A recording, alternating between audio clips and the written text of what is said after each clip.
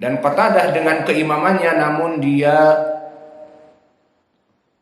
dijarah dari segi mudallis. Maka dijauhi hadisnya jika tidak menyebutkan tasrih kepada gurunya. Namun jika mengatakan hadatsani, akhbarona, amba'ana, periwayatannya jelas diterima karena dia imam. Dan kedudukan dari segi jarh wa ta'dil, dia imam muhaddis.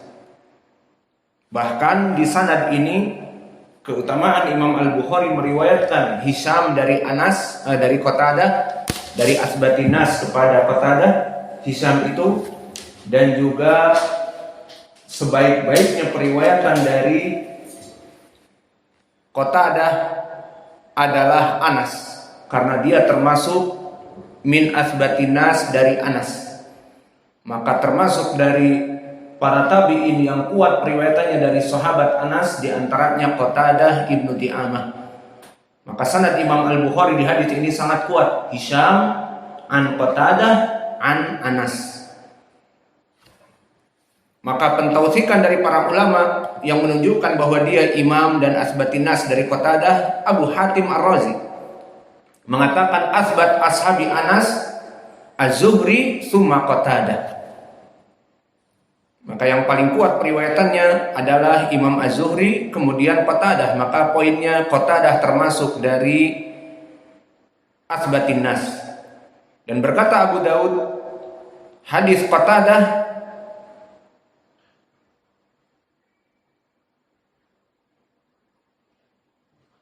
dia tidak benar dilempar dengan Al-Qadari, karena sebagian orang mengatakan Qatadah mempunyai pemikiran Qadari.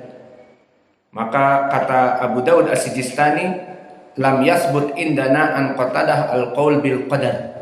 Tidak benar orang yang menyifatkan dia berpemikiran al-qadar, yang mengatakan Allah tidak mengetahui ilmu apa yang akan terjadi. Maka di sini dinafikan. Dan berkata Abu Zur'ah min a'lam ashabil Hasan, bahwa Qatadah dari orang yang paling kuat periwayatan dari Al-Hasan. Siapa Al-Hasan? Al-Basri. Dan berkata Al-Hakim An-Naisaburi, imam hafidun siqah. Dan berkata Imam Ahmad, kana ahfadu ahli Basrah, la yusma syai'an illa hafidhahu. Maka dia termasuk dari orang yang paling hafal, cerdas hafalannya dari ahli Basrah.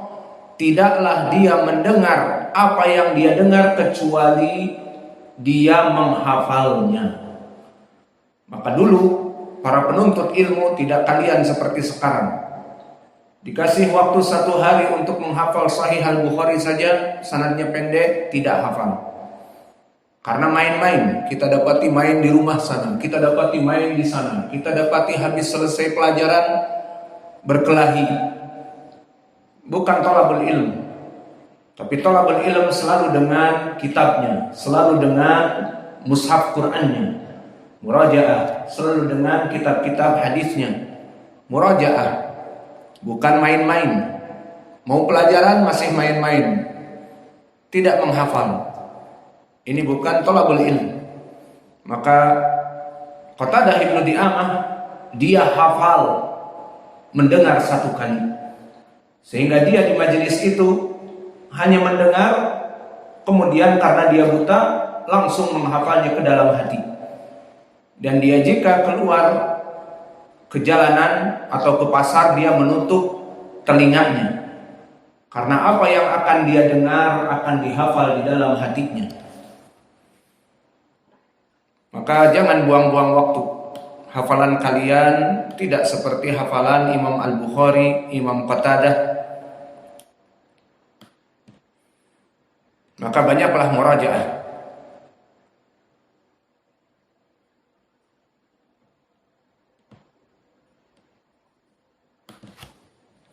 Kemudian kita masuk kepada Anas ibnu Malik. Maka Anas ibnu Malik seorang sahabi. Anas ibnu Malik adalah ibnu Nadr al-Ansari al-Khazraji. Al-Madani, yang nantinya dia akan tinggal di Basrah. Dan dia adalah pembantu Nabi Muhammad SAW. Seperti telah kita janjikan, kita akan menjelaskan juga dari para sahabat semampu kita. Dan dia meninggal di Basrah, meskipun lahir di Madinah dan besar di Madinah. Maka akhir umurnya dihabiskan di Basrah.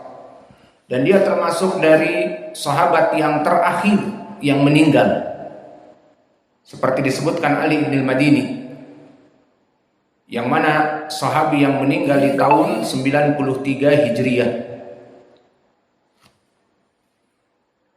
Dan umurnya di saat meninggal 100 kurang 1, 99 tahun, seperti ucapan Humaid, muridnya juga, yang banyak periwayatan dari dia, yang mudallis.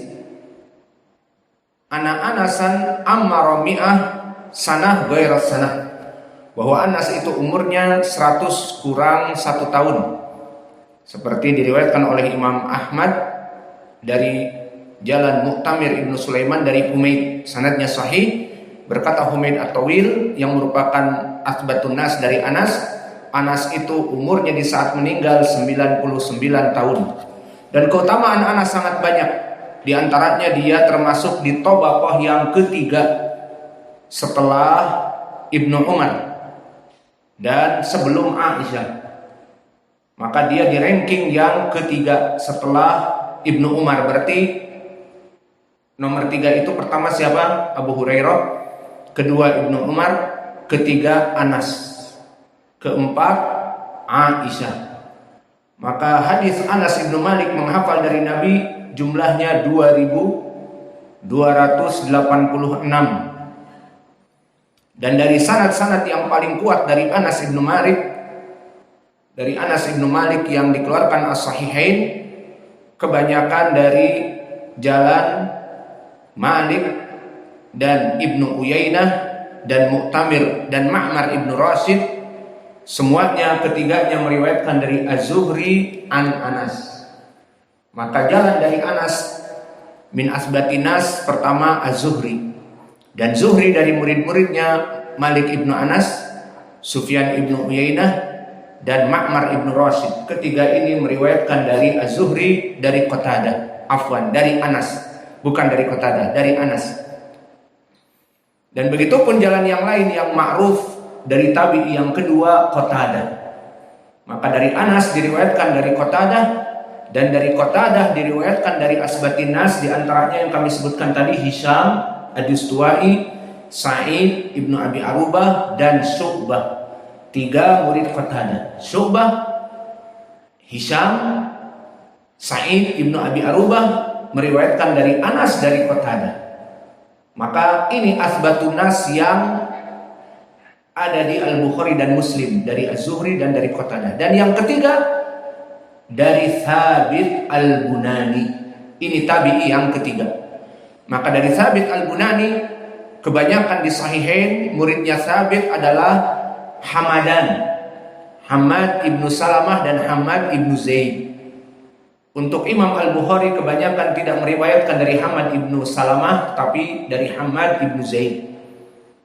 Maka dari Hamad Ibnu Zaid di Sahih Al-Bukhari dan di Muslim Hamad Ibnu Salamah, dan juga dari Hamad Ibnu Zaid di Muslim, dari Sabit dari Anas. Maka jalan dari Anas yang kebanyakan di Sahih Al-Bukhari dan Muslim dari 3 tabi'i. Siapa saja? Pertama Az-Zuhri, kedua, ketiga Sabit. Taib. Dari Az-Zuhri siapa saja dari murid-muridnya? Malik Ibnu Anas, Ibnu Uyainah, Ma'mar Ibnu Rashid, 3. Dan dari Qatadah yang paling kuat di Sahih Al-Bukhari dan Muslim dimasukkan siapa? Hisham Ad-Dustuwai, Syu'bah, dan Sa'id Ibnu Abi Arubah. Dan yang ketiga dari Thabit kebanyakan Hamadain. Namun Imam Al-Bukhari tidak meriwayatkan dari Hamad Ibnu Salamah, jadi Hamad Ibnu Zaid di Al-Bukhari. Adapun di Muslim Hamad Ibnu Zaid dan Hamad Ibnu Salamah. Maka ini sanad-sanad yang datang dari Anas Ibnu Malik. Dan kita tutup pelajaran ini karena sudah zuhur dari manaqib Anas Ibnu Malik. Berkata Anas Ibnu Malik, Di saat Nabi Muhammad sallallahu alaihi wasallam mendatangkan Ummu Sulaim, ibunya, kepada Nabi, maka dikatakan, ya Rasulullah, ini Unais kecil, maka doakanlah dia. Akhirnya didoakan oleh Nabi, fawallahi, atau didoakan, Allahumma aksir malahu wa waladahu, wa ya Allah, perbanyaklah Anas ini hartanya dan anaknya.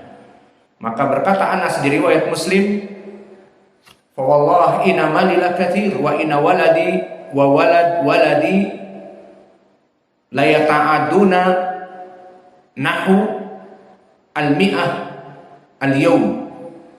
Maka tidaklah dari doa itu, kata Anas sebelum meninggal, hartaku sangat banyak, kaya raya, dan juga anak-anakku mencapai kepada 100 lebih. Disebutkan para ulama meninggal anak-anaknya 120. Tentunya yang diinginkan anak adalah anak cucu, anak dan cucunya. Maka inilah dari doa Nabi kepada Anas, dibanyakkan hartanya dan dijadikan dia mempunyai anak yang banyak. Maka di saat sebelum meninggal beliau 99 tahun, anaknya sudah mencapai 120 anak dan cucunya. Maka ini dari keutamaan Anas bin Malik dari doa Nabi, dan juga dari keutamaan akhlak beliau. Beliau banyak menyimpan rahasia apa yang terjadi bersama Nabi, karena dia adalah pembantu Nabi, banyak hidup di rumah bersama Nabi, mengetahui rahasia-rahasia Nabi. Namun suatu hari dirahasiakan sesuatu oleh Nabi, dia tidak mau mengeluarkannya, meskipun yang menanyanya itu adalah ibunya. Maka ini dari keutamaan beliau. Di hadis yang muttafaqun alaih berkata Anas, asarra ilayya Nabi sallallahu alaihi wasallam sirran fama akhbartuhu bihi ahadun ba'da dzalik walaqad sa'alatni ummi Ummu Sulaim fama akhbartuha bihi. Suatu hari Nabi memberikan rahasia kepadaku, jangan diberitahu siapa-siapa, maka aku simpan sampai datang bahkan ibuku Ummu Sulaim menanyakan apa rahasia itu. Aku tidak menyampaikannya karena Nabi mengatakan ini rahasia, tidak boleh disampaikan kepada siapapun. Maka meskipun ibuku Ummu Sulaim menanyakan, aku tidak memberitahukannya. Hadis ini muttafaqun alaih. Maka inilah dari hadis yang bisa kita berikan, dan hadis ini poin pendalilannya adalah dengan menyebut nama Allah di saat menyembelih. Maka hadis ini telah kita lewati di pelajaran khusus Al-Akhbar As-Sahihah fi Al-Udhiyah. Hadis-hadis yang sahih tentang sembelihan. Maka telah kami sebutkan dohan Nabi sallallahu alaihi wasallam bi kabshain yusammi wa yukabbir, bahwa Nabi menyembelih bi kabshain, 2 kambing, yang mana sifatnya amlahain di riwayat yang lain, maknanya 2 kambing yang putih bersih dan gemuk. Yusammi wa yukabbir, syahidnya di kitab tauhid dengan menyebut nama Allah, menyembelihnya itu dan bertakbir, bismillah Allahu akbar, seperti itu. Maka inilah hadis yang bisa kita berikan dan ini dihafal. Wa naktafi ila huna wa jazakumullahu khaira wa barakallahu fi ilmikum. Subhanakallahumma bihamdika asyhadu an la ilaha illa anta astaghfiruka wa atubu ilaik.